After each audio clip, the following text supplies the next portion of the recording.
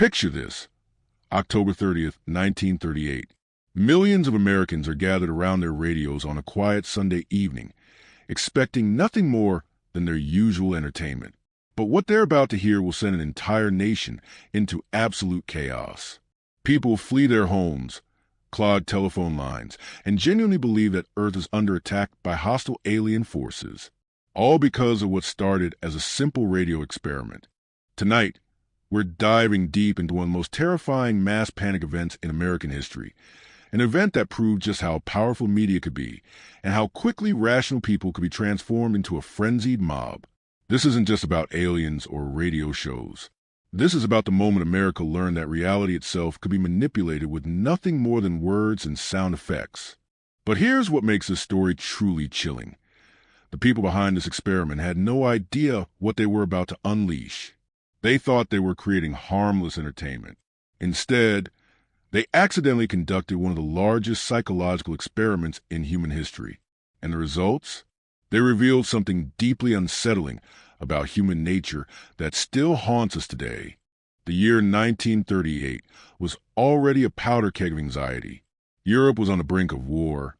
Economic uncertainty gripped America, and new technologies were rapidly changing how people received information. Radio had become the primary source of news and entertainment for millions of households. Families would gather around these wooden boxes every evening, trusting the voices that emerged from them with almost religious faith. Into this atmosphere of tension and technological dependence stepped a 23-year-old theatrical genius named Orson Welles.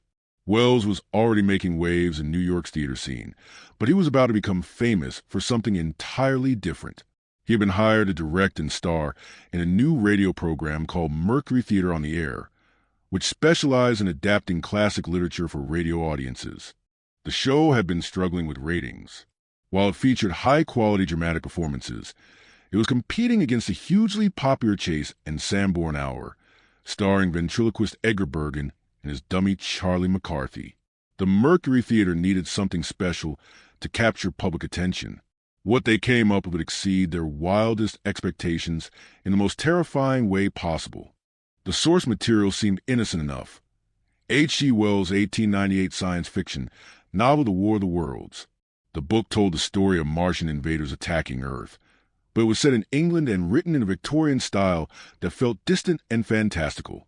Wells and his writing partner Howard Koch faced the challenge of making this alien invasion story feel relevant and immediate to American audiences. Their solution was brilliantly simple and catastrophically effective.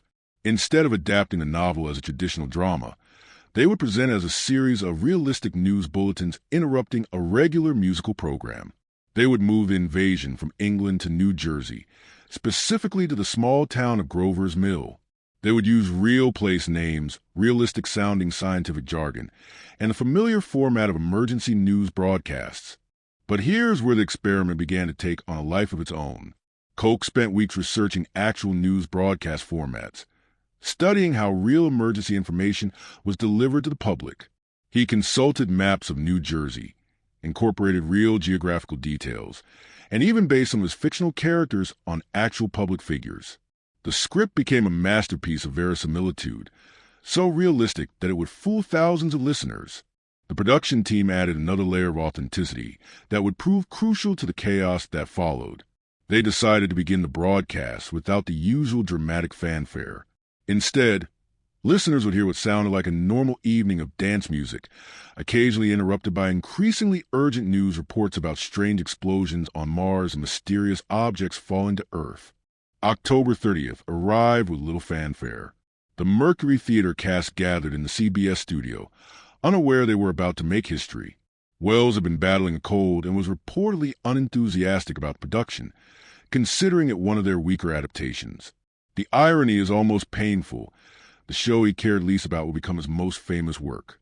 At 8 p.m. Eastern Time, the broadcast began with a standard introduction announcing the Mercury Theater's presentation of The War of the Worlds. But here's the critical detail that would contribute to the panic. Many listeners had missed this announcement. They were tuned into the competing Chase and Sanborn Hour, which featured a musical guest that evening who was less popular than usual. When listeners began switching stations during this musical interlude, They landed on CBS just as the fake news bulletins were beginning. What these unsuspecting channel surfers heard was terrifying in its apparent authenticity. A professional-sounding announcer was describing strange atmospheric disturbances on Mars. Then came reports of a meteorite landing in New Jersey. But as the broadcast continued, these seemingly routine news items began to take on a sinister tone. The genius of Wells' adaptation lay in its pacing. The invasion didn't begin with obvious alien attacks. Instead, it unfolded gradually, like a real news story might. First, there were reports of unusual explosions on the planet Mars, observed by astronomers. Then came news of a strange object falling in a New Jersey farm field. Local officials investigated and discovered what appeared to be a large metallic cylinder. As thousands of listeners hung on every word, the broadcast became increasingly dramatic. The metallic cylinder was opening. Strange creatures were emerging. These beings possessed advanced technology that could emit deadly heat rays, instantly incinerating everything in their path. Military forces were mobilizing, but their conventional weapons proved useless against the alien technology. The broadcast included incredibly realistic touches that heightened its credibility. Fictional government officials made statements using the formal language typical of real emergency announcements. Military terminology was used correctly. Geographic details were precise. Most convincingly, the show included realistic radio static and the kind of technical difficulties that listeners expected during emergency broadcasts. One of the most psychologically effective elements was the inclusion of a fictional news reporter named Carl Phillips, who was supposedly broadcasting live from Grover's Mill. Listeners heard Phillips describing the scene in increasingly panicked tones as the alien forces overwhelmed local police and military units. The broadcast culminated with Phillips' transmission being cut off mid-sentence, presumably as he was killed by the alien heat ray. But the terror was just beginning. The broadcast continued with reports of additional landings across the country. New York City was under attack. Military units were being systematically destroyed. Poisonous gas was spreading across the landscape. The government was in chaos, and civilization itself appeared to be collapsing. The psychological impact on listeners was immediate and devastating. Phone lines to police stations, newspapers, and radio stations became jammed with panicked callers seeking confirmation or evacuation information. People loaded their cars with belongings and fled their homes. Some wrapped wet towels around their faces to protect against the reported poison gas. Others barricaded themselves in basements or gathered in churches to pray. The panic wasn't limited to rural areas where people might have been more isolated or less educated. Reports of terror came from major cities, including New York, Boston, and Philadelphia. College students fled dormitories. Theater audiences abandoned performances. Even some police officers and government officials were initially fooled by the broadcast's authenticity. What made the panic particularly intense was the way it spread through social networks of the time. People who heard portions of the broadcast called friends and family members, often spreading incomplete or exaggerated information. This created a feedback loop where the panic grew exponentially as more people became involved. The very act of people frantically calling each other served as confirmation that something terrible was indeed happening. The broadcast continued for 57 minutes, maintaining its documentary-style format for roughly the first 40 minutes before transitioning into a more obviously fictional narrative structure. But by then, the damage was done. Thousands of Americans genuinely believed they were witnessing the end of the world. CBS became aware of the panic relatively quickly as their phone lines were overwhelmed with calls. However, they were contractually obligated to continue the broadcast as planned. They did add additional announcements clarifying that the program was fictional, but many panicked listeners had already turned off their radios to focus on evacuation or protection efforts. The aftermath was swift and severe. Newspapers across the country ran headlines about the mass panic, with some estimates suggesting that over 1 million people had been frightened by the broadcast. The Federal Communications Commission launched an immediate investigation. CBS faced potential legal action and regulatory consequences. Wells himself was initially devastated by the unintended consequences of his artistic experiment, but as investigators dug deeper into what had actually occurred, a more complex picture emerged. While there had definitely been widespread fear and some instances of panic behavior, many of the most dramatic stories were exaggerated or entirely fictional. Newspapers, competing with radio for audience attention, had incentives to overstate the panic severity. Some reports of mass hysteria were based on rumors rather than verified incidents. This revelation added another layer to the story's significance.